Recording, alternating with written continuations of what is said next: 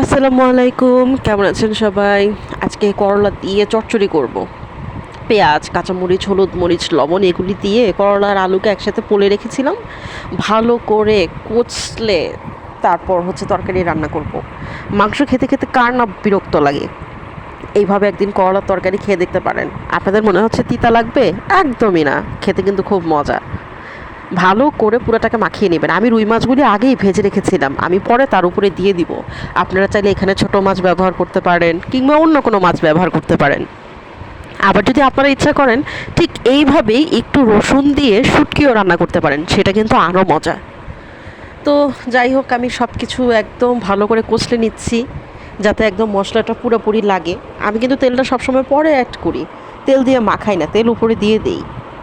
তেল দিয়ে মাখালে হাতটা কেমন তেল তেল তেলে ভাব হয়ে যায়, আমার ভালো লাগে না।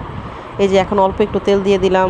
আমি কিন্তু তেল খুবই অল্প খাই, এই জন্য অল্প পরিমাণে তেল দিই, কারণ যেহেতু আমি রুই মাছ ভেজে রেখেছি, রুই মাছের সাথে তেল একটু অ্যাড থাকবেই। ভালো করে কষিয়ে নেড়েচেড়ে রুই মাছগুলি দিয়ে দিলাম। আমার কিন্তু তরকারি প্রায় হয়ে এসেছে, ব্যাস হয়ে গেল আমার তরকারি। কেমন লাগলো কমেন্টে অবশ্যই জানাবেন।